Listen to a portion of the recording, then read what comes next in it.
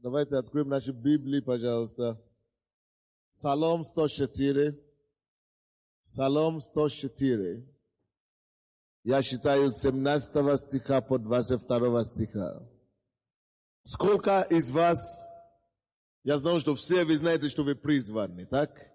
Но сколько из вас действительно, не только что вы знаете, что вы призваны по проповедям, или так, потому что я говорю это, сколько из вас знают, что они призваны, не только потому что я это говорю, но сколько из вас знают, что они призваны, потому что Бог сам проговорил им, что вы призваны на служение. То конкретно, знаешь, что Бог ему проговорил, что он должен быть служителем.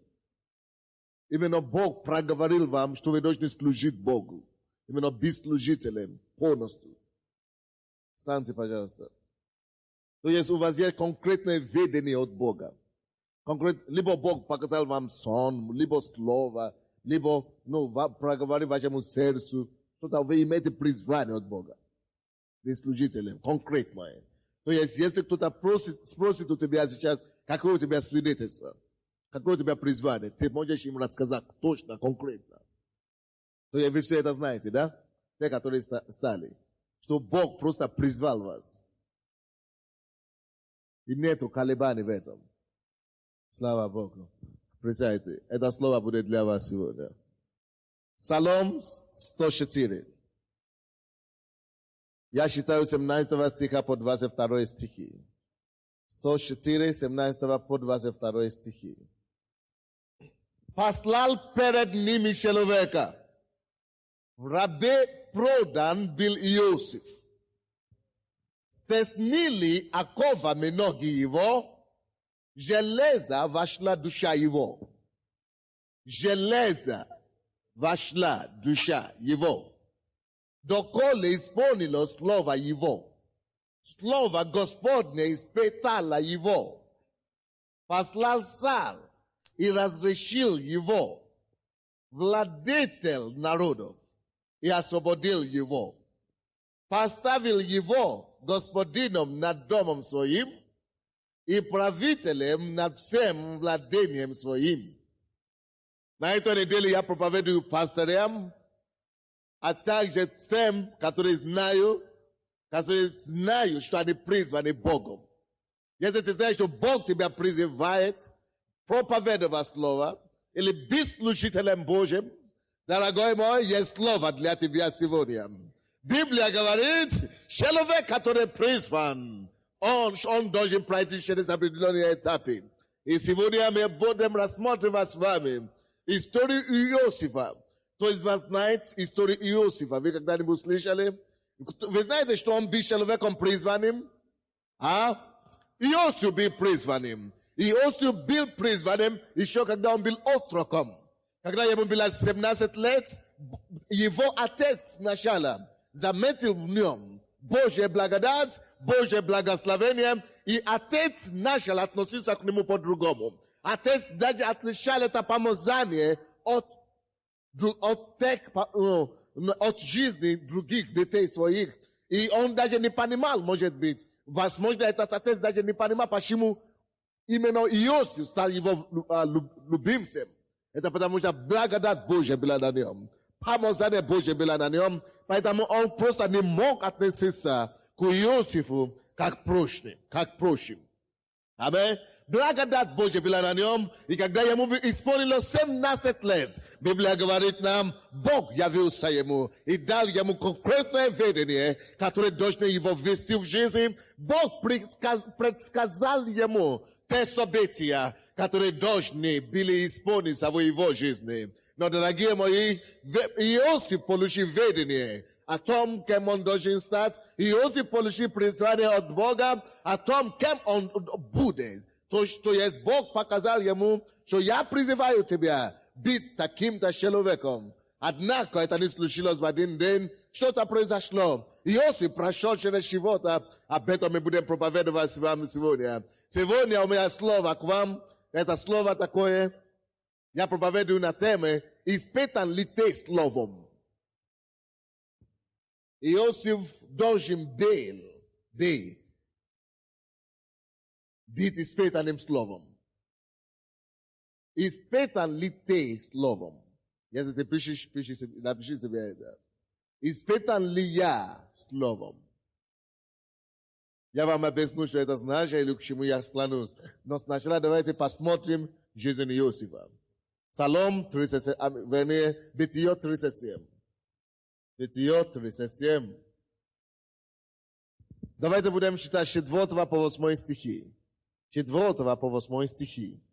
И увидели братья его, что отец их любил его более всех братьев. Вы уже поняли, почему отец его любил более всех братьев, я уже вам сказал. И братья его увидели, что отец его более его любит, чем все братьев его, и возненавидели его. Вы слышите? И возненавидели его. И не могли говорить с ним. Дружелюбно. И видел Иосиф сон. Первая причина, почему его ненавидели, потому что его любили больше всех братьев. Вторая причина, почему его возненавидели, посмотрите дальше с 5 стиха. И видел Иосиф сон, и рассказал братьям своим, и они возненавидели его еще более. Дважды возненавидели его. Во-первых, отец любил его больше всех. Во-вторых, он видел сон, и его больше ненавидели. Что за сон, который он видел? 6 стих. Он сказал им, выслушайте сон, который я видел. Вот, мы вяжем снопы посреди поля. И вот, мой сноп стал, и стал прямо. А вот ваши снопы стали кругом, и поклонились моему снопу. Что-нибудь понятно? Это такой провокационный сон, правда? Но этим всем понятно, что Бог хочет сказать этим. Бог этим говорит очень ясно, без заколебаний. Бог говорит этим, что действительно Иосиф станет великим человеком. Аминь. То есть, его братья все преклонятся однажды перед ним. Вернее, его братья будут служить ему. И Бог дал ему еще один сон, который он видел не только 11 снопей теперь, но 13. Он видел его родителей тоже преклоняются перед ним. Это было слово, которое Бог дал ему от младенца, когда ему еще был отрок. Братья и сестры, может быть, у тебя тоже есть какое-то слово. Но посмотри на твое слово, которое у тебя есть от Бога. Запомни, может быть, ты станешь евангелистом, может быть, миллионером, может быть, ты просто станешь кем-то важным в жизни. Посмотри, вспомни, это видение, или это призвание, или это слово, которое у тебя было. Но, когда это слово пришло к Иосифу, он загорелся, он возрадовался, он даже сразу побежал к своим братьям. Он даже не задумался, что они могли быть недовольны с ним. Он даже не задумывался о том, что они его возненавидели из-за этого. Он возрадовался. Он думал, вот сейчас видение пришло Божье. Вот сейчас Слово Божье пришло, я стану большим человеком и начинает возгласить это и радоваться и танцевать. Так, он не знал, что если Бог тебе дает видение, тогда, или слово, если Бог тебе дает слово, тогда это слово должно быть испытано в твоей жизни. Или вернее, можно по-другому это сказать, ты должен быть испытан этим словом. Сложная такая формулировка, но я не знаю, как лучше сказать, но мы дойдем до этого, до сути. Давайте посмотрим еще раз. Давайте вернемся в Псалом 104, 19 стих. 104, 19 стих. Вы видели? 104, 19. Давайте будем читать еще раз. Доколе исполнилось слово его, слово Господне испытало его. Я еще раз прочту. Доколе или доколе, как лучше говорить. Доколе исполнилось слово Его, слово кого? Слово Господа, доколе исполнилось слово Господа в жизни Иосифа. Или доколе исполнилось слово Господа в жизни Сергея, или в жизни Наташи, в твоей жизни, это слово должно прежде всего пройти через живота. Написано. Слово Господне испытало его. Испытан ли ты слово? Если у тебя есть какое-то видение от Бога, слушайте меня внимательно. Библия говорит, Иосиф получил видение от Бога, и это слово, это видение не исполнилось. Он получил слово, что он станет царем, вместо чтобы он стал царем, он стал рабом. Слово не исполнилось сразу. Наоборот, хуже случилось. Алло? Это по причине, по простой причине. Потому что, если действительно это слово от Господа, это слово должно сначала тебе испытать. Psalm 105, verse 19. Это слово сначала должен тебя испытать. А то не исполнится никогда. Алло? У кого есть видение от Бога? Никто больше. У кого есть призвание от Бога? У кого есть слово от Бога? У кого есть призвание? У кого есть конкретное, четкое что-то, ты знаешь, что ты призван Богом. Слушайте меня сюда. Твое видение должно испытать тебя. Не твое видение должно быть само, не видение само собой испытывает. Нет. Это видение должно испытывать тебя на прочность. Если ты получил это слово, тем больше слова, которое ты получаешь от Бога, тем больше испытания ты пройдешь. Чтобы знать, достоин ли ты этому слову или нет.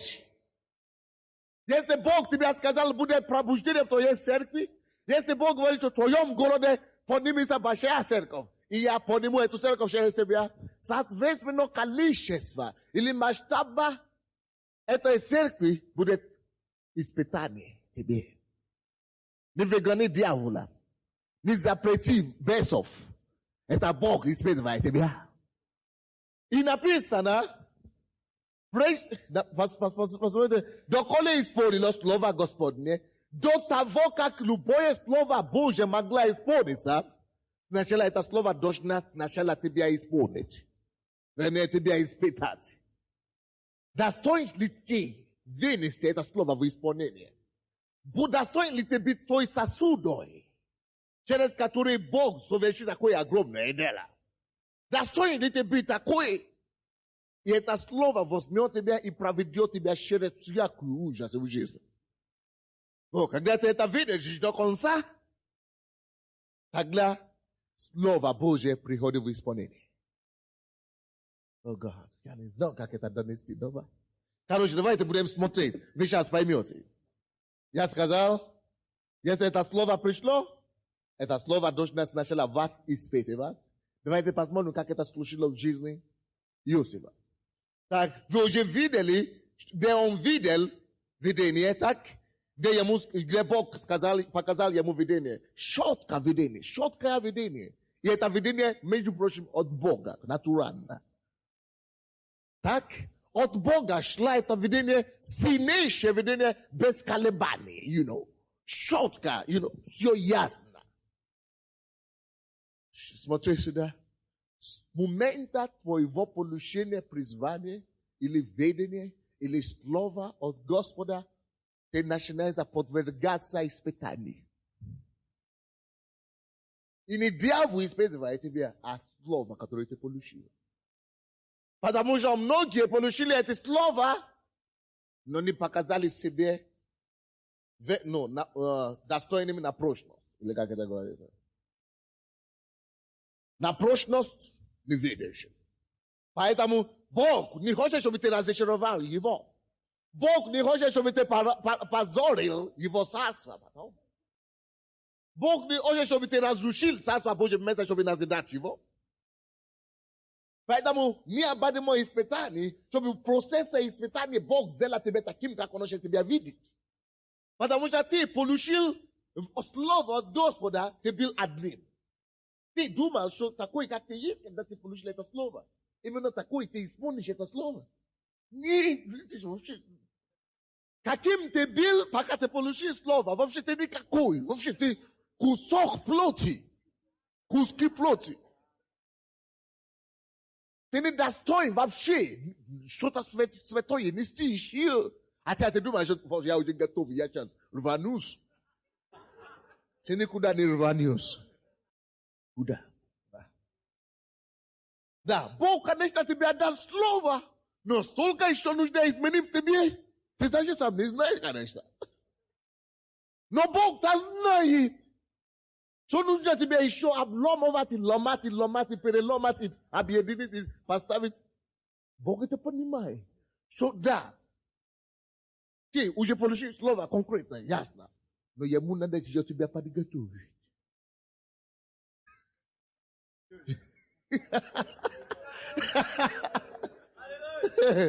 Не только вот, какие-то знания. Знаете, он говорит, что подготовить, но я пойду в библейскую школу, я наберу знания. Знание, это войдет сюда в голову. А подготовка, это то, что меняет твою голову, твое сердце, твой характер и превращает тебя в другого человека, иного качества. Now, именно тогда, когда слово это изменит, переломит тебя, то, что тебе нравится делать, очистит тебя полностью от этого, все жиры падут. И останется именно оригинал, именно настоящий такой. Вот тогда Бог начинает тебе говорить, а раньше теперь начинай. Топ имеет звать действительно слово от Бога. Начни благодарить Бога за всякое испытание, которое Бог допускает в твоей жизни. Потому что написано, если без моего разрешения ни один волос в твоей голове не упадет на землю. Без его разрешения ни один волос вообще не упадет. Ты думаешь, что ты принимаешь душ каждый день, все волоса падают. Если бы он не разрешил, они бы не пали. Тем более позволить, чтобы какая-то катастрофа случилась с тобой. Он не позволит никогда, он никогда не позволит, чтобы тебе стало больно без его разрешения. Поэтому всякое испытание, всякие боли, всякие неприятности, которые Бог допускает в твоей жизни, это с его ведома. Он знает, что это тебе нужно. Не для того, чтобы тебя убить, не для того, чтобы тебя погубить, не для того, чтобы уничтожить тебя. А нет, это для того, чтобы назидать тебе, чтобы формулировать тебе, чтобы создать тебе качественного человека. Божье испытание не для твоего уничтожения. Божье испытание не для твоего разрушения. Божье испытание, чтобы создать тебе человека. Божье человека, чтобы создать Божье намерение, чтобы формулировать в тебе Божьего мужа, достойного его звания. Не тот, который позорит его, не тот, который разрушит его имя, но тот, который принесет славу, не позор Богу, а славу. Если он не разрешит, чтобы один волос упал, даже он, когда все беды, все неприятности происходят, Бог как раз он в контроле. Он в полном контроле. И вы, женщины, и мужчины тоже. Перестаньте плакать. И рыдать. Как только что какие-то испытания, запретишь дьявола один раз, запретишь его второй, третий раз запрещаешь дьявола, он не уходит. Начни благодарить Господа. Аллилуйя! Когда ты уже запрещаешь его один раз, Библия говорит, что противостаньте, он убежит, он не убегает. Значит, тут дьявол уже не пришел. Поэтому Иосиф получил слово сильнейшее. Как только он получил, события начали разворачиваться. Бытие, давайте откроем. 37 глава. Алло? Откройте. Бытие 37, 24 стих. 37 глава, 24 стих. Не что я сказал. Правильно? 24 глава, 24 стих. 37 глава, 24 стих. 23, давайте. 23 стиха. Когда Иосиф пришел к братьям своим, слышите, это было после сна как раз. После этого прекраснейшего видения. Представляете себе, в каком настроении находился Иосиф? На подъеме, полнейшем. Полностью он был на подъеме, серьезно. Если бы это было, вы что? У меня будущее уже все нарисовано. За что переживать-то? Будущее уже нарисовано, не за что переживать так? Подожди. Ты смотри сейчас. 23 стих. Когда Иосиф пришел к братьям своим, они сняли с Иосифа одежду его, это во-первых. Одежду разноцветную, которая была на нем. Алло? Что такое одежда разноцветная? Дело в том, слушайте, что я вам сказал с самого начала, что когда папа его увидел в нем, это особая благодать. Он не знал, как реагировать. Вместо, чтобы, наоборот, даже поднимать других братьев, родители, слушайте, когда вы видите особая рука Божия на одного из вашего ребенка, не возвеличивайте его, наоборот, возвеличивайте того, на котором нету благодати столько сына. Но вместо, чтобы его, он начал больше поддерживать слабых, он видел этого, на котором благодати, он, наоборот, поднимал его. И это вызвало ненависть. Знаете, как он поднимал его? Я вам скажу. Он ему купил, он остальные купил нормальные одежды. А Иосиф он купил разноцветную одежду. Вообще, он уже вообще без этой одежды уже вообще звездой. Звезда, да. Без одежды. Он уже, на нем была благодать и выбор Божий. И тут, и плюс одежду разноцветную. Притом, не только одно черно-белое, а разноцветную одежду. Чтобы цветной. Куда бы он не пошел, чтобы стало сразу видно. Это было, слушайте, это было знак любви отца для Иосифа. Тем, что он наслаждался с детства. Это, почтительность матери. Почтительность отца. Вы знаете, есть такие отношения, когда к тебе всегда относятся в школе. Куда бы ты ни пошел, к тебе относятся. Вы знаете, такая есть, почет такой. Вы всегда слушаете, знаете, есть некоторые из нас, которые всю жизнь жили под какими-то почетами, какими-то достоинствами своими, личными, какими-то годами, видите. Вот. Именно это разнообразное. Тем, что вообще он гордился этим всю жизнь. Это никто еще не отнял у него. Даже родители не могли отнять, потому что они даже ему это купили. Все поддерживали у него. Все сказали, что вот это у тебя идет. Это на тебя идет. Вот это просто тебя делает плюс. Ты такой красивый. Ты такой просто больше всего. У тебя все так получается. И тут, после того, как он получил видение от Бога, все то, что у него раньше получалось, все то, что уже привычная, вещь достоинства, все то, что уже была привычная почета, все то, что он всегда владел, то, что он всегда имел, то, что ему всегда делал честь, тем, чем он постоянно гордился, то, что если он думает, если я потерю все, я это никогда не потерю. Вот это моя одежда. Никто не снимет его с меня. Вот. Именно это он потерял в первую очередь. Сняли с него разноцветную одежду. Вообще голым стал. Вообще уже. Слушай, когда Бог тебя зовет, на то, что ты постоянно рассчитываешься. Есть некоторые, есть все нас, есть что-то, на которое мы постоянно рассчитываемся. То это уже мое. Алло, если Бог тебя призвал, Бог настоящему по тебе призвал, и ты всегда бы такой на мужа упирался всю жизнь. Муж мой, это мое, это самое. Или ребенок мой, это мое, это самое, это моя звезда утренняя. Это мое то, это мое то. Во-первых, дьявол это отберет у тебя. Остался без мужа. Плаче. Не плачь, дорогой. Ничего не случится с тобой, даже один волос не упадет без его разрешения. Он разрешил, благодари Бога.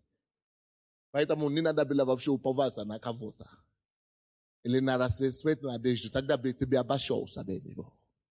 Но есть место гордыни, есть что-то, которое мы думаем, что это у меня есть, это мое качество, это никто не отменит от меня. Именно это в первую очередь снимается. То, на чего все обращали внимание раньше, все перестают обращать внимание вообще. То раньше все делали тебе комплимент, ты такая красивая, ты вообще такой, вообще у тебя большое будущее, ты вообще у тебя... Когда это призвание приходит, вообще никто уже не делает тебе комплимент. Все перестают делать тебе вообще комплимент. Вообще как будто вообще тебя не замечает. Как будто вообще мужчин уже, ты стал для мужчин уже монумент, это самое. Статую какую-то. Памятник какой-то. Вообще уже не замечает. То раньше все замечали, когда я была в миру, то все делали комплименты, все подали руки и так далее, все так ухаживали. А сейчас я вроде бы пришел к Богу, вроде бы наоборот, все вроде бы, а именно что, ноль. Потому что ты раньше полагался на эту красоту. И эта красота всегда делала тебя честь. Именно это сейчас необходимо, чтобы ты лишился. А если ты начнешь плакать, ты вообще уже, значит, видение забудь вообще об этом. Ты не достоин нести это видение Божье. Если ты знаешь, что ты призван Богом, какие бы ни случилось, даже если люди, соседи, друзья, родственники называют это катастрофой. С тобой случилась такая беда, такой катастрофы. Пускай они называют это катастрофой. Ты должен лучше знать, что я призван Богом. Я призван по Его изволению. И я знаю, что если Бог это допустил, то все к лучшему. Все к лучшему. Все к лучшему. Все к лучшему. Если Бог это допустил. Может быть, у тебя что-то другое такое. Вы понимаете меня? У каждого есть свое, что есть натурально. Разноцветная одежда. У каждого есть своя разноцветная одежда. Готовься лишиться этим. Так что, чтобы это случается, чтобы человек никогда не полагался на человеческую плоть. Это необходимо, чтобы ты не полагался на человеческую плоть. Вы слушаете меня? Вы помните себя. Вы можете даже некоторые, вы можете привести какие-то примеры. Что когда я именно принял призвание Божие, именно это случилось. Давайте дальше будем читать. Какой стих я читал? 23, 24 стих.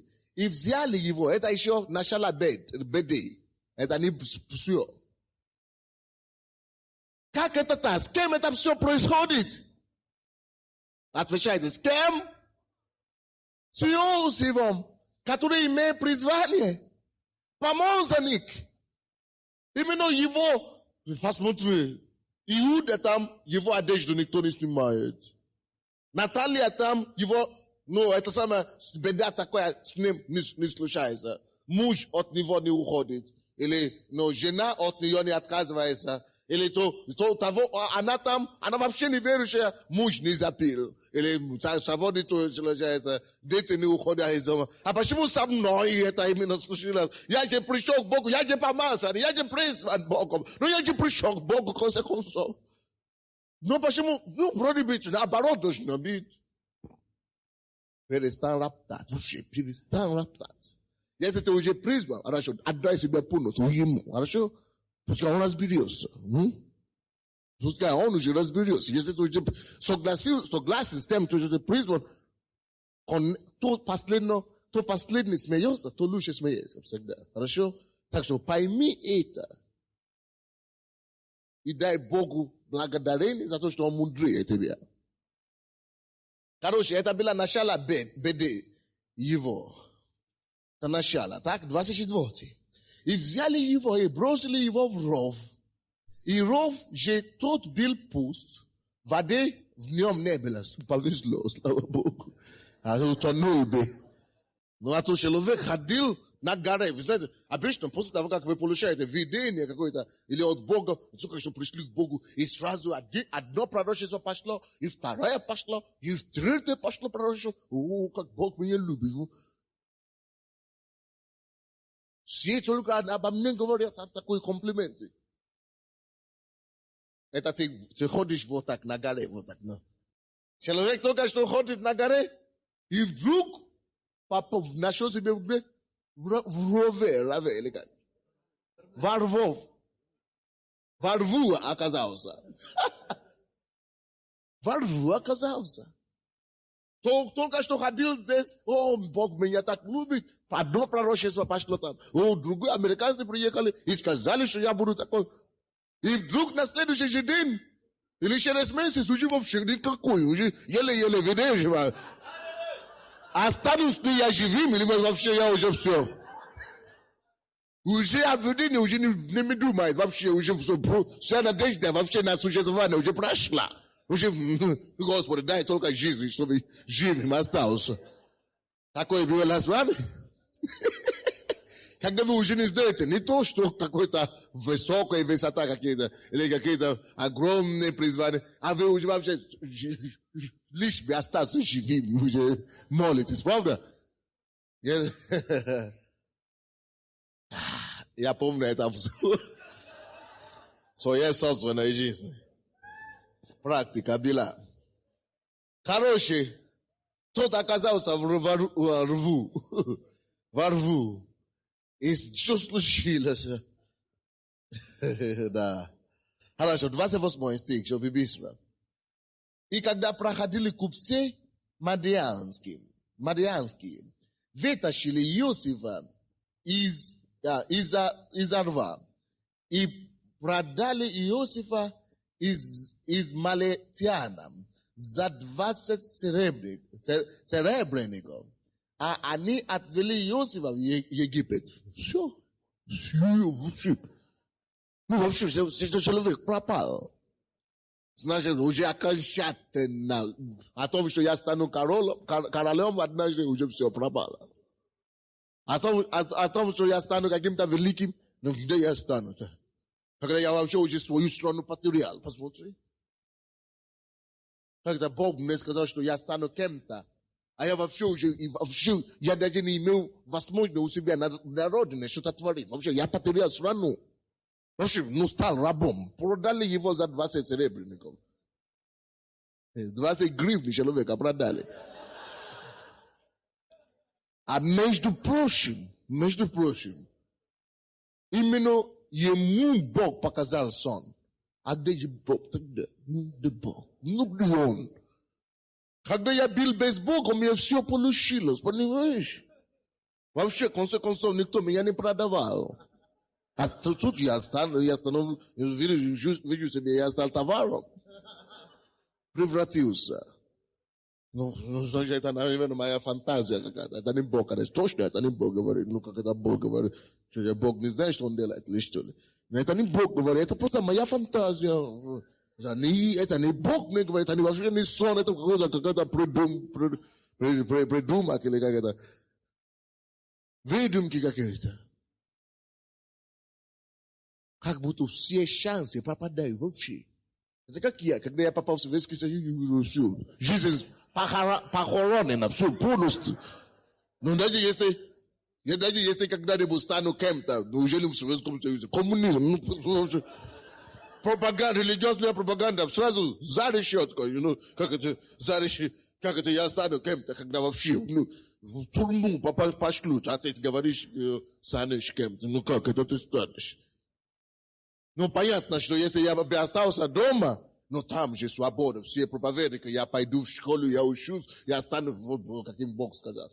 Я вижу это, что именно таким образом это должно произойти. Я должен здесь остаться, я должен пойти в какую-то сильную церковь, подружиться с каким-то великим проповедником, пойти в библейскую какую-то школу. А тут вообще пропал какую страну, если бы в Америку это было бы хорошо, у меня бы какой-то шанс там жить. А вообще сюда...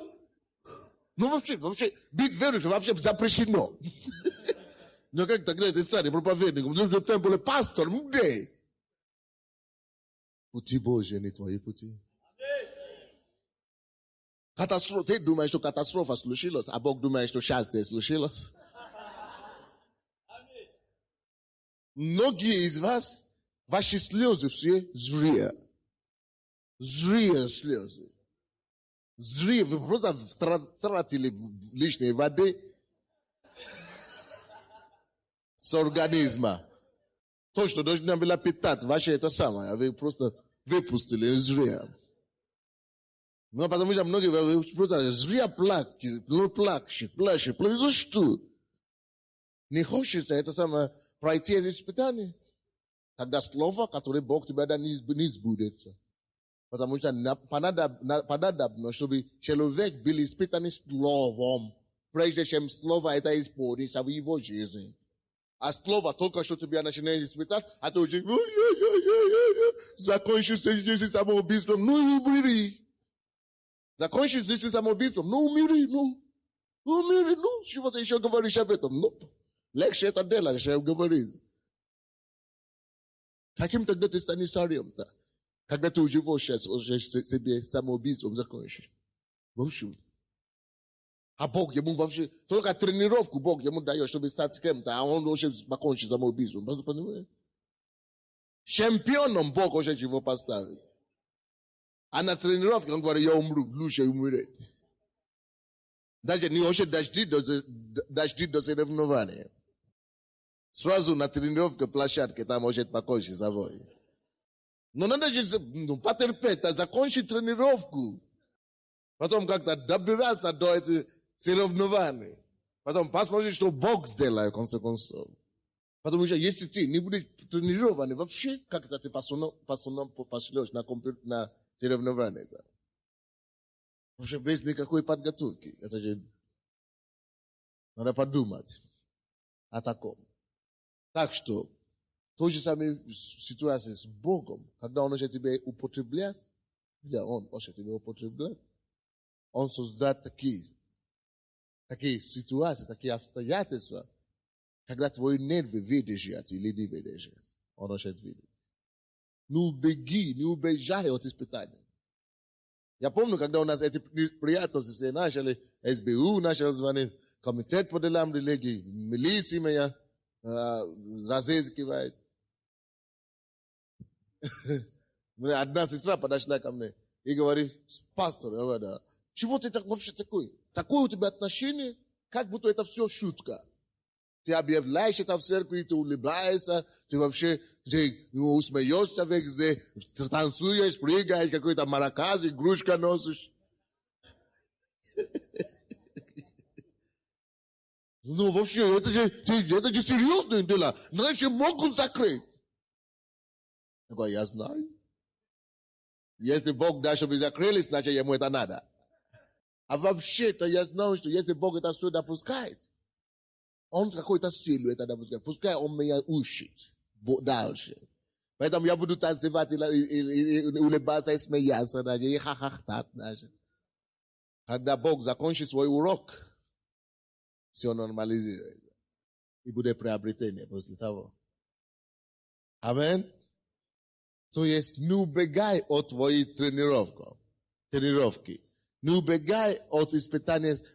Потому что именно то же самое слово, которое ты получил, должно тебя испытывать. Что значит именно то же самое слово должно тебя испытывать? Допустим, если слово сказала, что если было слово тебе, что ты станешь великим царем, значит, ты побудешь однажды во рву. Потому что царь это великий, это самые вершины, значит, однажды окажешься внизу. Ага. Чтобы именно Бог поднял тебя снизу туда, чтобы ты потом понял, что это не я поднял себя. Вот это Он меня поднял, именно из самого вниз. Потому что Иосиф получил слово, что он станет великим царем, поэтому он оказался вниз. Не то, что ты сам должен себя копать вниз. Не себя, чтобы поставить вниз, а потом говоришь, что, слава Богу, я уже себя сначала свалил. Ну что толку? Ты дважды тогда упадешь. Хорошо? Дважды. Именно это слово тебя должно испытать. Допустим, если Бог тебе даст слово, что ты станешь пастором, великим пастором, значит, будет время, когда ты будешь проповедовать пустым этим сидением. Да. Ты думаешь, что вот сейчас я приду тысячи, сотни. Сотни тысяч сразу. И ты придешь, будет одна пустой зал вообще. Вроде бы Бог сказал. Не вроде бы, а он сказал на самом деле. Но ты должен оказаться где-то во рву. Может быть, ты не упал, как Моисей, или как этот, как Иосиф. Но, потому что именно твое слово должно тебе испытать. Именно твое слово. Это было слово Иосифа. Что он станет великим. Вот почему. Если, допустим, Бог тебе сказал, что ты будешь великим бизнесменом, значит, однажды, возможно, ты будешь испытывать, что такое банкротство вообще. Но это есть твое слово, относится к чему, вот к этому. Ты говоришь, хорошо, если я буду испытывать банкротство, сначала я сам разорву себя. Я сделал себя банкротом. Тогда ты дал себе на руки дьяволу, получается. Может быть, не таким образом Бог хочет тебе показать твою рва. Может, по-другому. Ты слышишь меня, То есть слово твое, именно какое у тебя слово, должно тебе испытывать. Ты не слышишь, да? Именно конкретное слово, которое ты получил. Посмотри, прикинь себе, какое у тебя слово. Допустим, когда я был призван на служение, я вам скажу честно, я видел как минимум, первый день, я видел, а это было 11 лет тому назад. Я видел минимум в этом, такой толпу 200 тысяч человек, как минимум.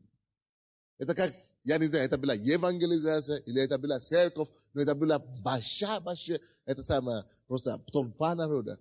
200 тысяч человек уже прошло 11 год. Не то, что 200 тысяч, это самое. Значит, 20 тысяч, вы сами понимаете. 200 тысяч. Вообще, в настоящее время, как будто это вообще никогда не будет. Если по меня судить. Если по мне, то вообще это не представляю себе, когда это будет когда-нибудь. Будет ли это когда-нибудь. Потому что был день, когда вообще только 3 года тому назад у нас, или 2 года у нас первая тысяча появилась. А до того вообще ни одного. 4 года. После этого дня, знаешь, что случилось? 4 последующие года вообще ни один, мне не удалось ни одного человека привести в Бог. Ну, представляешь? Серьезно, ни одного. 4, не то что год, не то что 2, не то что месяц или 3. Бог мой свидетель, 4 года трудился вот с этим, потом и вообще ничего не получилось. Вроде бы молился, постился 2 раза в неделю. Как на это самое? Изъянку. 4 года, чтобы никто не показывал, это вообще. А Бог сказал, такую толпа. Я уже все. Я уже сказал Богу, Бог, лишь бы выжить. Просто лишь бы самому не лишь бы самому не оступиться вообще. Уже мне не надо. Будешь показываться или не показываться, уже все. Мне надо. Я уже этого не жду. Просто, все. Вот меня выведи отсюда, поскорее, и все. Вот, наступит такую ситуацию.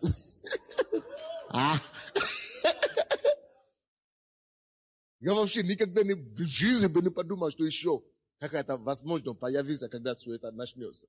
Но я говорю кому-то о Боге, а он говорит, представляете, в 86-м году, в 87-м, все думают, что я с ума сошел. Но больной, это, наверное, агент ЦРУ. Поэтому никто не показывался за 4 года. Пока Бог не свалил это коммунизм, а я же не знал, что это вообще когда-то будет.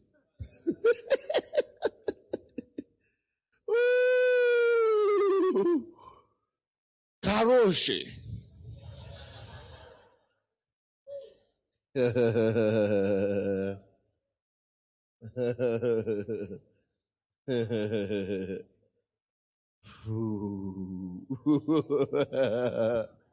Interesne вещи, что начинают разворачиваться.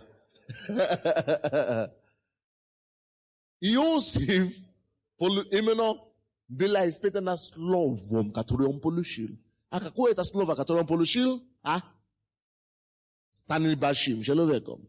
Поэтому он оказался во рву.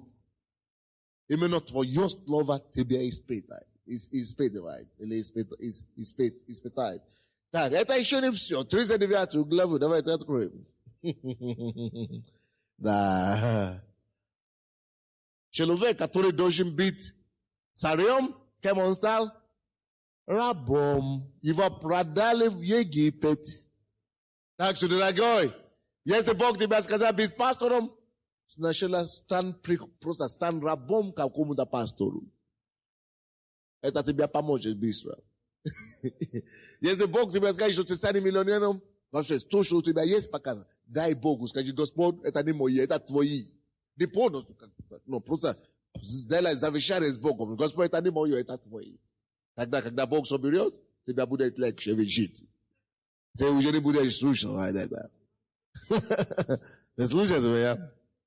Вот. Поэтому лучше просто закушиться перед Богом и отдать Богу все вовремя. А то 39 глава, с 1 по 3 стихи. Иосиф же отведен был в Египет, так? И купил его из рук измаильтян, приведший его туда. Египтянин Потифар, царедворец фараонов, начальник телохранителей. И был Господь с Иосифом. Он был успешен в делах. И жил в доме господина своего, египтянина. И увидел господин его, что Господь с ним, и что всему, что он делает, Господь в руках его дает успех. Слушайте меня сюда. Некоторые вещи, которые вы должны заметить здесь. Но Бог чудесным образом воспитывал Иосифа. Чудеснейшим образом воспитывал Иосифа. Каким образом? Дело в том, что очень многие, когда они проходят через испытание словом, они не выдерживают. И всякий начинает с ними происходить. То есть, то ли они падают от Бога, то ли они вообще разочаруют вообще в Боге, то ли они бросают все вообще, то ли вообще они отступают в мир. Всякое бывает, правда? Но тут удивительно, на удивление всем, тут вообще, может быть, действительно, я знаю, что точно Иосиф, наверное, уже забил о своем видении, вообще о своем, он думал уже это, наверное, только мечта. Но у него была, на удивление, правильное отношение, правильная реакция. Просто правильная реакция была. То есть он не огорчился на Бога, он не рассердился на него, но написано. Хотя он даже уже стал объектом купли-продажи, так? Товаром стал. Но то ли измаильтяне продают его, то ли египтяне продают его. Но в конце концов написано, даже после того, как он побивал во рву, после того, как его продали за 20 серебряников, после того, как он уже его сняли его, разноцветную одежду, он уже побивал, ну, такой страшный кошмар. И написано во 2 стихе, тут 39 стихе, 39 главе, 2 стихе, что и был Господь с Иосифом. Представляешь? Несмотря на все это оказывается, что и Господь был с ним, когда его бросили во рву. Это оказывается, что получается, что Бог был с ним, когда его одежду разноцветную сняли. Алло, смотри сюда. Если ты действительно уже пришел к Богу, покаялся, отдал свою жизнь ему на служение полностью, честно, то есть он уже просто стал своим Господом и Спасителем. Знай это четко, без сомнения, что все, через чего ты проходишь, И все, что будет с тобой твориться или происходить, он будет все равно с тобой. Может быть, даже на сегодняшний день ты уже прошел через много ужасного. Может быть, ты уже прошел через много неприятностей, хотя ты уже верующий. Не получается все, закрыто. Но не получается, но все, уже молился, уже пустился, уже все сделал. А у того, вообще без проблем. Все получается. Только об одном я тебя прошу. Просто об одном я тебя прошу. Просто умоляю тебя. Не ротай на него. Он не забил на тебе. Он не оставил тебя тем более. Он с тобой. Неприятно, да, неприятно. Болезненно, конечно, болезненно. Непонятно, да, конечно, непонятно. Но ты больше делаешь себе вред, и ты больше огорчаешь Бога твоим огорчением, твоими вопросами и запросами. Ты показываешь себя перед Богом, какой ты есть. Словно ты просто раздеваешь себя перед Богом, просто наготу. Этими всеми жалобами, волнениями, понимаете, переживаниями, роптаниями, ропотами. Ты просто себе вообще перекрываешь путь. Благодари. И Яков 1, 2, 3. Принимайте, братья мои, когда падаете в различные искушения с огромной радостью. Принимайте с великою радостью, братья мои, когда падаете. Почему Бог говорит, принимай с огромной радостью? Неужели Он не видит? Не, дорогой, Он наоборот. Именно поэтому Он говорит, чтобы ты принял с радостью. Он не только видит, вот он злостный в тебе. Он поддерживает тебя. Ты его не видишь, но он тебя видит. Неприятно? Он понимает. Ты чувствуешь, что Бог меня уже оставил, он покинул. А он востит тебя. Он держит тебя за правую руку. Ты говоришь, все, я уже вообще закончу жизнь самоубийством сейчас. Я сорвусь и все. Почему бы не стать? Почему бы не верить? Место, чтобы не верить. Почему бы не сказать, я буду верить его все равно? Почему бы не сказать, как Иов? Хотя он убивает меня, но я все равно буду надеяться. Хотя он не убивает никого, не он тебя убивает. Да, он позволяет, да, но он не оставляет. Позволяет, но не оставляет. Он допускает, да, но он не покидает.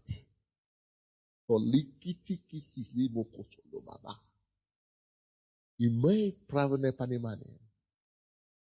Умей рассуждать правильно. Имей видеть Божьими глазами. И я хочу, чтобы вы все приняли конкретное решение сегодня. Что Господь, как бы плохо не будет, не было, как бы плохо не стало, все равно ты не заслуживаешь моего ропота. Я не буду роптать, я буду прославлять.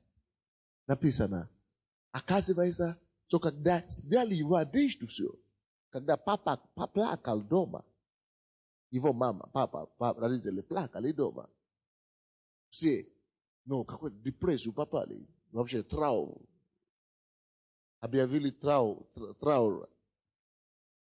Но слушайте, оказывается, что в это время Бог был с ним. Оказывается, когда его бросали во рву, не то, что Бог оставил его на время, вообще Бог был с ним. Как это понятно? Когда его превратили в товара.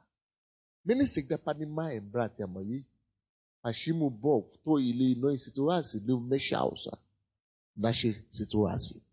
Мы не всегда понимаем, и мы не всегда будем понимать. Потому что наши пути не его пути. Его пути намного совершеннее. et on moudre, on se rend à Kajisa Pra. Atom te se rend au blague de ritu, vous a touché en état d'aposté. Te se rend au jour de vos sosto, slava bogus to etane stala, mo imputium notre imputium. Kanesta, yani говоришь, что все, теперь нужно только сложить руки и ждать, что будет. Не это глупо просто. Делай свою лучшее. Когда ты делаешь все лучшее, которое ты можешь делать, скажи Богу, Господь, я сделал мое лучшее. Помните вчерашнюю проповедь? Когда они держали до конца, Бог даровал победу. Когда он уже воевал, врагов увеличивался. И его руки уже устали, Бог сделал так, чтобы меч прилепился к его руке. И даровал ему победу. Сделай все то, что ты можешь делать. А потом оставить для Бога. И на него. Написано 2 стих, 39 глава. И бил Господь с Иосифом. Он был успешен в делах. И жил в доме господина своего египтянина. Представляете? Он еще имеет господина. И увидел господин его, что Господь с ним. Видите? В такой ситуации, вроде бы Иосиф не должен даже заметить, что Бог с ним. Даже когда другие говорят ему, господин и так далее, говорят ему, что Бог с тобой. Иосиф бы сказал, какой Бог со мной? Когда я должен быть царем, а я рабу. Ты говоришь, Бог со мной, ты вообще издеваешься. Алло, слушайте сюда. Какое бы испытание ни было у тебя в жизни, через какое бы испытание ты не прошло, ты не проходил, не может быть все плохо на 100%. Вроде бы ничего не может быть хуже, чем то, что человек уже оказался в это самое, в рабство. Вроде бы хуже уже не может быть. И тут Бог говорит, что, даже его господин говорит ему, Господь с тобой. Как это он со мной вообще? Слушайте сюда. Алло, смотрите на меня. Ты смотришь на твои обстоятельства сейчас, и ты думаешь, что плохо. Ты смотришь на то, что происходит с тобой, в твоей семье, и ты думаешь, что вообще ужасно. Уже не может быть. Алло, там, посреди этого всего хаоса, есть какой-то прославленность, есть какой-то порядок. Среди всего этой пустыни есть какой-то оазис. Есть что-то в твоей жизни, любое время сутки, любое время развития, за что ты можешь благодарить Бога. Как бы плохо тебе не стало, как бы ужасно тебе не стало, есть что-то постоянно, за которое ты можешь благодарить Бога. Есть оно в твоей жизни. Есть оно там. Только открой твои глаза, чтобы видеть, что все равно Бог с тобой. Вместо чтобы сосредоточиться на то, что плохо, то, что тебя толкнуло бы к ропоте, сосредоточься на то маленькое, которое хорошо. Вместо чтобы говорить Богу и жаловаться ему, какой у тебя плохой муж, благодари Бога за то, что у тебя вообще он есть. Есть некоторые вообще, у которых ничего нету. Ни мужа, ни детей, ни родственников, ни папа, ни мамы. Вместо чтобы жаловаться на то, что у тебя нету ребенка, благодари Бога за то, что у тебя муж есть. Если у тебя нету мужа, у тебя нету ребенка, тогда благодари Господа за то, что вообще ты ходишь, ты жив и дышишь. Ты не дышишь через капельки. Есть то, за что можно благодарить Господа всегда во все время. Я был недавно, несколько дней назад, я был в одной квартире, меня позвали помолиться за человека. Я видел его лежащий труп, а он не умирает. Ему 15 лет, и за 4 или последние 5 лет или 4 года он не кушает, не поднимает руки, не поднимает ногу, не встает, не сидит. О, калибу коробо шиката. Глаза открыты, он никого не видит. Rot jest, nie może kuszać. Daje nos jest, on nie może dyszać. On daje, żeby dyszać, to byle się trupka. Żeby kuszać, się trupka. Okolobo, sikataja. Now, Bóg слишком милостив к тебе. Он слишком добрый к тебе. Открой глаза и увидь это, пожалуйста, пожалуйста. Я никогда такую ситуацию в жизни не видел. Человек лежит так вот, смотрит на меня, оказывается, он меня не видит. Чтобы дышать, они здесь проложили какой-то провод, ну, короче, здесь разрезали.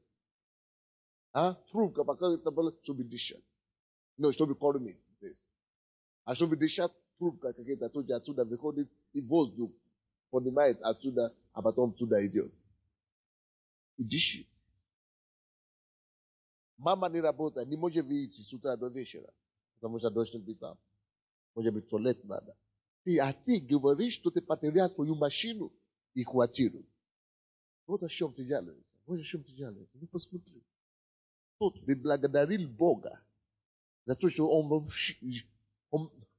Квартиру, причем тут квартиру. Он бы вообще благодарил Бога за то, что у тебя коляска или палка, ты еще жалуешься. То был бы очень рад иметь коляску. Я сказал, может быть, вам принести коляску? Он говорит, что коляска не нужна, потому что вообще не может сидеть. Что бы ни случилось в твоей жизни, есть за что благодарить. Но тем более, что ты призван Богом. Тем более, что у Бога есть призвание на твою жизнь. Ты тогда должен тем более понять, что ров сегодня, престол завтра. И не поняли?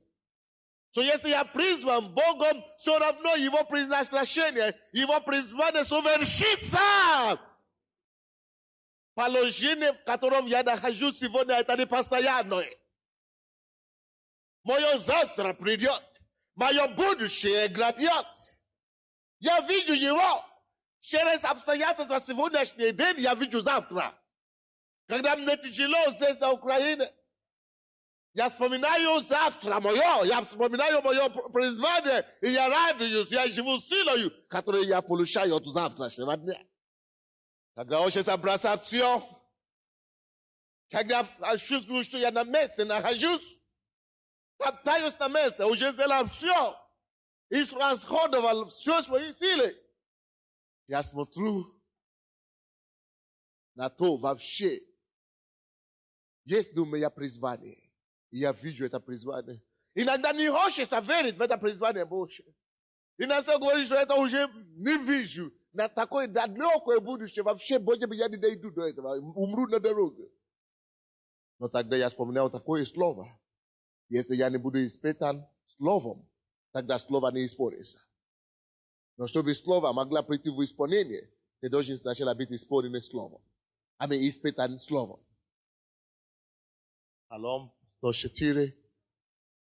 Не надо открыть. 19 стих. Слово Господне исполнилось в нем. Но прежде он был испытан словом. Слово Божье исполнится в твоей жизни. Но не откажись сначала от испытания слова. А то если не будет испытания словом, слово не исполнится, не может.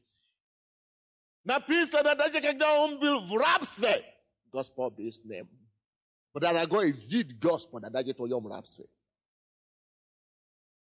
В твоем рабстве вид Иисуса. В твоей болезни вид, что Бог с тобой. В твоей неудаче вид, что Он с тобой, Он не покинет тебя, ибо Он не оставит и не покинет тебя. В твоем банкротстве вид Его. В твоем рабстве, в твоей неудаче вид Его. Ибо Он будет постоянно рядом. Если ты призван, Он никогда не оставит тебя. Видите, даже некоторый раз бывает так, что другие говорят нам, замешал то, что мы даже в себе не замешаем. Господин Иосифа говорит ему, Бог с тобой, Иосиф. Може би Иосиф, даже это не заметил. Может быть, кто-то тебе говорит, что тебе так повезло. У тебя такая хорошая семья. Какая у меня хорошая семья, какая у меня... Ну, ты даже не благодаришь Бога за это. Ты даже это не замечаешь, тем более благодарить Бога за него. Ты только занят ропотом. Ой-ой-ой. Алло, дорогие, смотрите. Давай, прими решение сейчас, что Господь сегодняшнего дня вообще ни за что в жизни не буду роптать. Скажи Богу это. Закрой свои глаза и скажи Богу. Вообще ни за что. Господь сегодня все покончено со всяким ропотом. Все! Все! Даже когда меня толкают на ропот, я отойду от этого. Даже когда меня гонят на то, чтобы роптать, я отойду от этого. Когда меня будут давить, чтобы жаловаться, я отойду от этого. Когда на меня жена или муж или дети будут давить, чтобы роптать, я все равно не буду. Я даю тебе мое слово, Господь. Потому что Он не оставит тебя. Он не покинет тебя. Он все равно с тобой. Но видь это, дорогой. Заметь это. Ой-ой-ой, Иисус. Давайте посмотрим 20-21 стихи. 39 глава. 39 глава. 20-21 стихи. Ой-ой-ой-ой. Вообще это уже ужас. Посмотрите, 20-21 стихи. Написано. И взял Иосифа, господин его, и отдал его в темницу, где заключены узники царя. И был он там в темнице, и Господь был с Иосифом. Слушай, алло, слышите?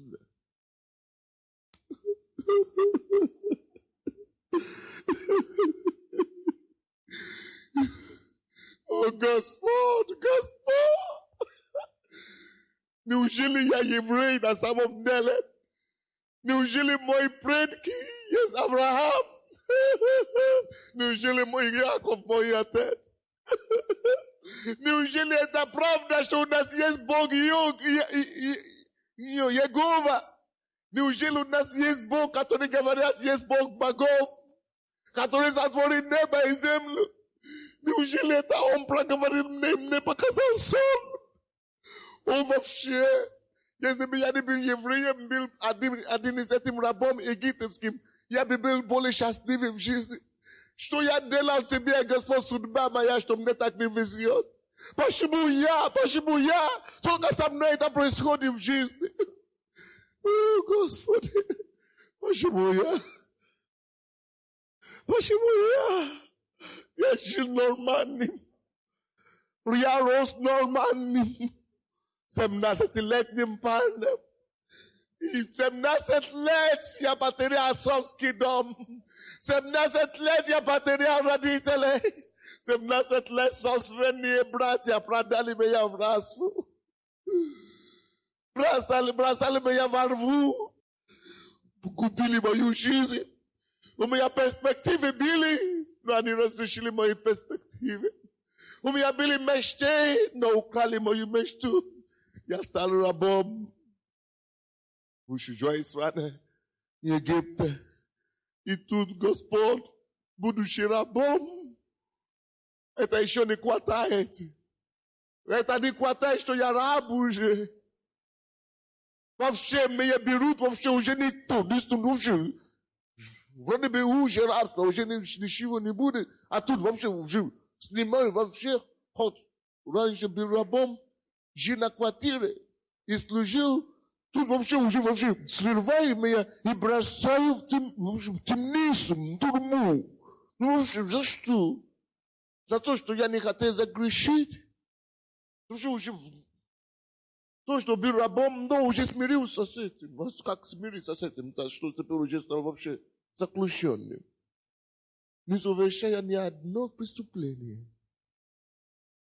Бог Якова, Бог Авраама, Иегова, если ты на свете. Почему так, что даже в тюрьму оказался? Никогда не мечтал о том, что я попаду в тюрьму в свою жизнь вообще. Никогда бы не думал вообще. Boži atvet, nasie zadumki diavu, nasie nasmišljenje Jakova, venje Josifa, Boži atvet 21 stihe. I Gospod bil s Josifom. Kak je to tak? No kak je to tak? No kak je to tak? Kak je to tak? Rabom, это недовольно. В общественном заключении. И Господь был с Иосифом. Ты думаешь, что тебе хуже и хуже? И Господь с ним. В своем самом глубоком ров или рве Бог с тобой.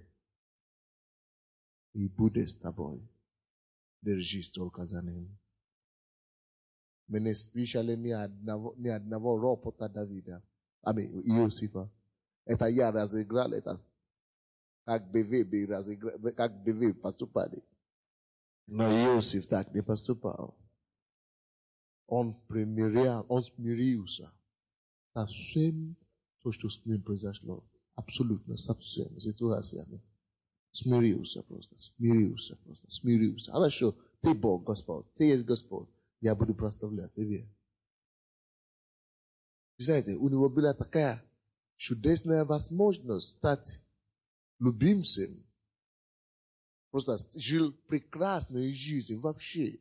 В доме в рабстве. Просто начинать жить прекрасно в рабстве. Когда его господин, жена господина, влюбилась в него, они могли бы просто встречаться. Он мог бы просто согласиться жить с ней. И зато теперь он не будет кушать остатки. Он будет кушать первую партию, или как это у вас, первую порцию. Жена господина, он станет его любовницей. Значит, он даже станет женой господина дома. Но он отказался даже от такой привилегии. Стать любовником хозяйки. И за это попал в тюрьму. Алло, жди твое время. Короткий путь тебе не нужны. Бог уже тебя показал сон. Бог уже тебя дал призвание. Бог уже тебе сказал, что ты нужен ему. Бог уже тебе показал, что он не оставит тебя и не покинет тебя. Бог уже тебе дал твое призвание. Не пойди на компромисс. Не иди коротким путем. Он тебя найдет. Даже если ты будешь внизу земли, он найдет тебя все равно. Не пытайся что-то достичь или получить путем греха. Не пытайся просто путем греха, чтобы не было получить. О, такая возможность. Меня вызывают на телевидении проповедовать. Такая возможность. Посмотри. Только надо, кое-что там надо будет делать. Скрывать это, скрывать то. Заключить с ними какой-то договор. Конечно, это незаконно. Это, конечно, все преступление. Но никто не будет знать. Но Бог будет знать. Ты пошел по поводу сатаны, и Бог отходит. Не прими короткие пути сатаны. Они тебе не нужны. Лучше страдать в темнице, чтобы Бог был с тобой, чем наслаждаться во дворе, когда Бога не будет с тобой. Когда Бог не будет с тобой. Слушайте вы, И написано даже там в темнице, что Бог был с ним. Откройте, пожалуйста, Псалом 104 еще раз. 104 Псалом. Вы понимаете что-нибудь сегодня? Или я слишком много надоедаю вас? Аминь, да? Алло? Оказывается, слышите, братья, оказывается, что помните начало истории Иосифа? Вначале ему было только 17 лет, Бог показал ему, что он станет кем? Царем. Главным человеком, большим человеком. Оказывается, что Бог делает две работы с Иосифом. 17 стих, давайте будем читать, 17 стих. Послал перед ними. Короче, давайте начнем сначала 16 стиха. 16 стиха. И призвал голод на землю. То есть голод появился. Оказывается, что голод должен быть появился на земле, где жил Иосиф. На земле, где жил Иосиф, должен быть появился через несколько лет голод. Вернее, через 30 лет должен быть голод. Бог это уже предвидел за 30 лет вперед. И поэтому написано, всякий стебель хлебный истребил. Оказывается, что вообще не будет хлеба, будет такая засуха. Там, где жил Иосиф, там, где жили его родители, там вообще вся земля уже должна была умереть от голода. И Иосиф, и все его родственники, и все их хозяйства, и все их скота, все вообще должны умереть от голода. Бог это увидел за 40 лет вперед, и Бог решил поднять одного из них, Иосифа, чтобы написано, здесь 17 стих, давайте посмотрим. И поэтому, потому что Бог увидел засуху, потому что Бог увидел голод за 40 лет, поэтому послал, 17 стих, послал перед ними человека в рабы. Продан был Иосиф. Иосиф был продан в рабы. Оказывается, это не случайно, что он был продан в рабы, потому что иным способом он бы никогда не попал в Египет. Иным способом он бы никогда не попал туда. И почему Египет? Потому что Бог знал, что во всей земле будет голод, и все умрут от голода, только в Египте будет хлеб, будут пищи. И надо, чтобы именно Иосиф попал именно в Египет, там, где будет хлеб. Среди всего это изобилие. Бог хотел его поместить туда. Вот почему его продали именно туда. А почему он попал в тюрьму? Почему он стал рабом? Потому что он должен попасть в Египет. А почему он еще из раба попал в худшее состояние, в тюрьму? Потому что именно с тюрьмы он должен стать премьер-министром. Управителем страны именно с тюрьмы. Потому что если бы он не попал в тюрьму, он бы не видел того человека, кто узнал, что он может истолковать с ним. Они были в тюрьме. Именно в тюрьме он встретился с человеком, который, кому он истолковал сон. Именно тот человек, кому он истолковал сон, потом сказал фараону, что есть такой человек в тюрьме. Именно поэтому его нашли в тюрьме, именно с тюрьмы его уже возвысили в премьер-министра. Если бы он не был там, его бы никогда не бы знали об нем, что он есть. Или что у него такие способности. Алло! Тем глубже ты падаешь, вроде бы падаешь. Тем глубже твоя рва. Или тем ужаснее твоя ситуация, тем славнее будет твое прославление.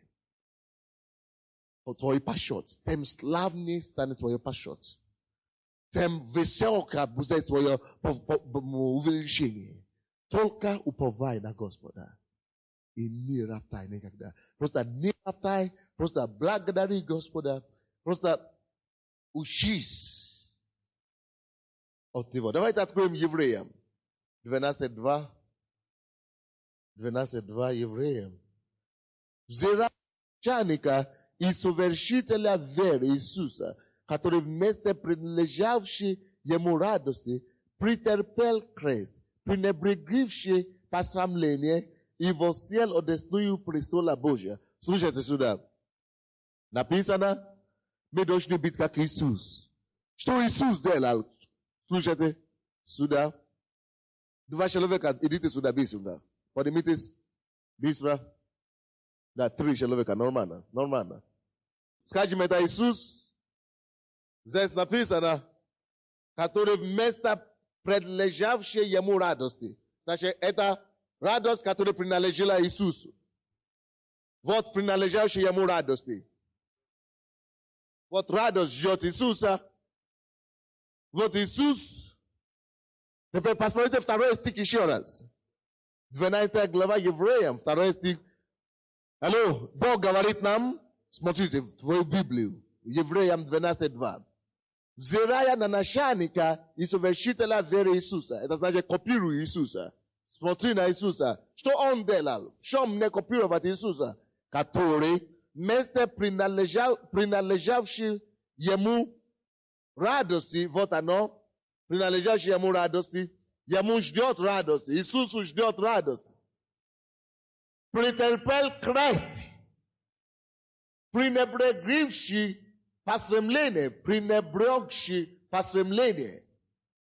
Алло, вот Иисус, вот радость там ждет его, а здесь крест и посрамление. Вот крест и посрамление, начали его терзать. Вот крест и посрамление. В это время, слушайте сюда, смотрите, да, продолжай его издеваться над ним.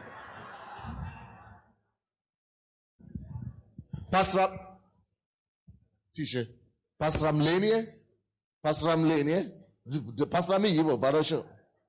Посрамление идет над ним, слушайте мысль. Посрамление идет над ним, издевательство идет над ним, крест идет над ним, наказание идет на него. И в это время, слушайте сюда, о чем думает Иисус? О конечном пункте. Иисус не думал о посрамлении, которое он сейчас переносит. Не думает о посрамлении, которое он переносит. Он не думает о боли в его руках. Он не думает о боли в его голове. Он думает о чем? О радости. Он терпит. Почему он мог терпеть? И почему он мог перенести это срамление, посрамление, это крест? Почему он мог терпеть это? Потому что он знает, что это крест и посрамление не может пройти, не может уйти больше, чем этого места. На этом месте, после креста, это максимум, это уже конечный итог посрамления, крест. После креста, вот они уже дошли до креста, что-то будет. Значит, после этого, если я буду думать только о посрамлении, после всего посрамления, которое закончивается на креста, когда я уже умру на себя, для свою плоть, я воскрешу для радости, которая меня ждала. Давай, обними. Алло, слушайте. Что это обозначает? Слушайте сюда. Когда у тебя все терзания, все посрамления, все неприятности здесь сегодня, благодари Бога за радость, которая тебя ждет в конце. Что за радость? Вспоминай твое призвание. Вспоминай то, что Бог тебе обещал. Но слушайте меня. То, что это посрамление и так далее, это то, что называется испытание словом. И это испытание слова для Иисуса закончено на кресте. Так? Крест. Но послушайте сюда. Слушайте меня внимательно. Твое испытание словом закончится тоже крестом. Что такое крестом? Крест – это место смерти. Когда ты умрешь. Ты вообще умрешь для этого слова, которое ты получил. Что значит я умру для этого слова? Дойдешь до такого момента, когда тебе уже ни царем не хочешь стать, ни пастором, ни великим, никаким вообще не хочешь стать вообще. Не поняли? Никаким, ни крутым, ни гордым, ни большим, вообще ты вообще не чувствуешь. Уже ничего не хочешь. Вот, когда ты доходишь до такого, это твое место смерти. Вот, когда ты умрешь, это твоя кровь. Тогда ты можешь пойти навстречу своей радости.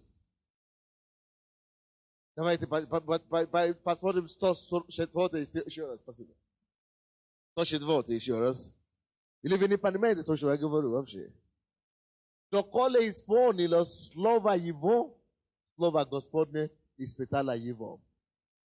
Испытала его, пока он не пришло к концу себя. когда он уже перестал, я уверен, что когда Иосиф был в тюрьме, слушайте, когда он был в заключении, он уже забыл о том, что он когда-нибудь станет царем. Он уже не надеялся. Он уже не надеялся. Но именно тогда, когда он уже не ищет своего, он уже не хочет стать крутым или что-то, именно тогда, послушайте, что случилось после 19 стиха, именно тогда послал царь, 20 стих, послал царь и разрешил его. Послушайте, когда слово испытывало его, только после того, как слово испытывало его, он послал царь и разрешил его, владел народом и освободил его. Поставил его господином. Только после того, как он уже умер для себя, тогда Бог послал царь. Амин. Только после того Бог послал царь и разрешил его, и освободил его.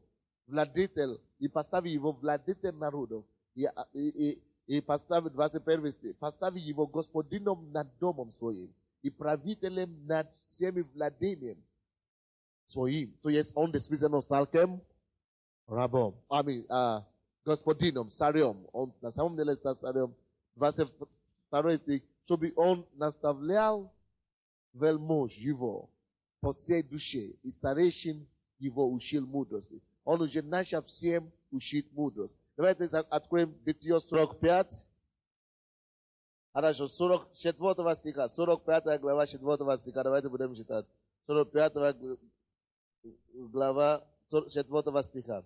И сказал Иосиф братьям своим: подойдите ко мне. Они подошли. Он сказал: я Иосиф, брат ваш, которого вы продали в Египет. Но теперь не печальтесь и не жалейте о том, что вы продали меня сюда, потому что Бог послал меня перед вами для сохранения вашей жизни. Представляете? Для сохранения вашей жизни. Ибо теперь 2 года голода на земле, еще 5 лет, которые ни орать, ни жать не будут. Бог послал меня перед вами, чтобы оставить вас на земле и сохранить вашу жизнь великим избавлением. Итак, не вы послали меня сюда, но Бог, который и поставил меня отцом фараону и господином во всем доме его и владыкою во всей земле египетской. До этого вы, конечно, знаете, что его братья уже что делали? Поклонялись ему несколько раз. Видите, что Бог делает. Вот почему вам нельзя огорчаться на то, что происходит с вами, будучи верующими. Вот почему вам нельзя роптать на Бога, за что происходит с вами, будучи верующими. Потому что Римлянам 8:28. Все содействует ко благу, любящим Бога и призванным по его изволению. Кто из вас знает, как моя проповедь сегодня называется? Испытан ли ты словом? Слушайте на меня, смотрите на меня, пожалуйста, я прошу вас. Алло, если у тебя есть слово от Бога, это слово должно испытать тебя. Ты должен быть испытан словом. Если у тебя есть видение от Бога, ты должен быть испытан этим видением. Если у тебя есть сон от Бога, ты должен быть испытан этим сном. То есть сон. Если у тебя есть какое-то откровение, это откровение должно прежде испытать тебя. Каким ты окажешься? Прочным или никаким. Так что все то, что происходит с вами, когда вы уже пришли к Богу искренне, честно, Бог в контроле. Он знает, что Он делает. Он не оставляет вас, и Он не покидает вас. Он, наоборот, воспитывает вас. Для Иосифа, во-первых, это для того, чтобы воспитывать его, изменить его характер и сделать его таким образом, который мог бы править государством. Потому что когда ему было 17 лет, он не был способен править государством. Он не имел этой мудрости. Но через всего то, что он проходил, Бог его учил, подготовил, дал ему мудрость и означал его. Это то, что Бог тоже делает с тобой. Он означает тебя. Скажи: Бог означает меня. Означает меня. Через эти все испытания. Это во-первых. Во-вторых, Бог послал тебе, Бог пропускает тебя через все эти испытания, чтобы ты смог спасать кого-то жизнь.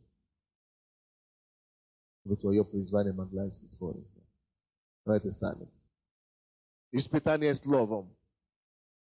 Испытан ли ты словом?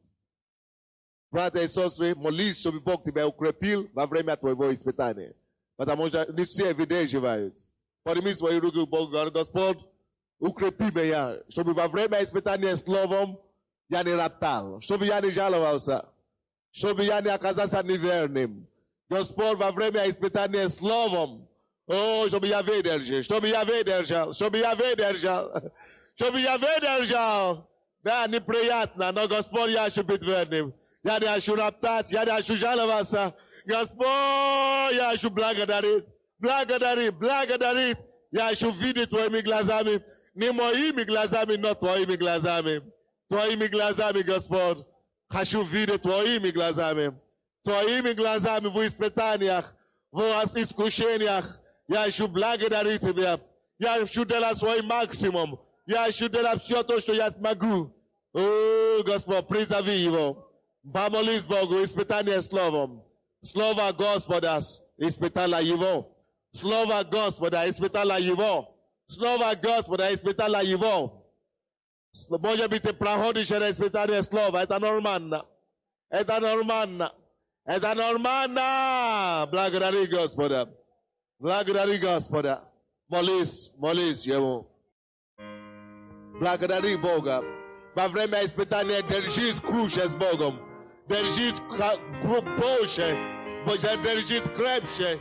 Держись за Богом больше, больше.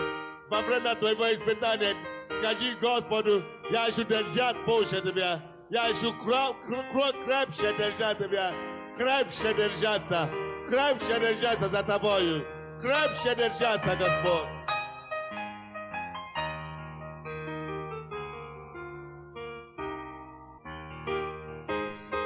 Благодари Господа, что Он в контроле. Он знает все ситуации твоей жизни. Он знает, почему так происходит. Не надо задавать Ему вопросы. Почему я? Почему так? Благодари Его, что Он в контроле. Что Он в контроле. Благодари Его за испытание словом. Благодари Его за испытание словом. Благодари Его за испытание словом.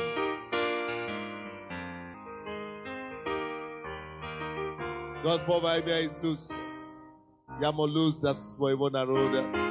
Я прошу, чтобы их глаза духовные открылись, чтобы они могли видеть то, что ты видишь во время скорби, во время испытания. Я молюсь во имя Иисуса, чтобы они не видели свои обстоятельства, чтобы они не видели свои проблемы, но чтобы они обращали внимание на тебя и видели тебя, и видели радость, которая ждет их в конце, и видели исполнение этого видения, этого призвания, которое ждет их в конце. Господь, чтобы эти больше не роптали никогда в жизни, чтобы эти больше никогда не жаловались, но чтобы все благодарили, проклинали Тебя, прославили Тебя, как Иосиф, Господь, чтобы мы больше не роптали. О, Иисус, Иисус, укрепи нас, чтобы во время испытания словом мы могли держаться больше за Тобою, круче за Тобою, Господь, чтобы нам никогда не упасть на землю, но чтобы нам укрепиться больше в Тебя, Иисус, больше в Тебя, Иисус. Давайте повторим со мной молитву. Господь, сегодня я благодарю Тебя за все обстоятельства моей жизни. Ты мой Господь, и Ты лучше знаешь, как руководить мною, как править мою жизнь. Я доверяю Тебя. Прави мною, руководи мною, веди меня. И все то, что Ты будешь учить меня, я буду принимать с радостью, с благодарением, потому что Ты всегда будешь прав, потому что Ты всегда прославишь Твое имя. Потому что Ты всегда даст мне улыбку последним. Ты даст мне смеяться последним. Твой путь правильный путь.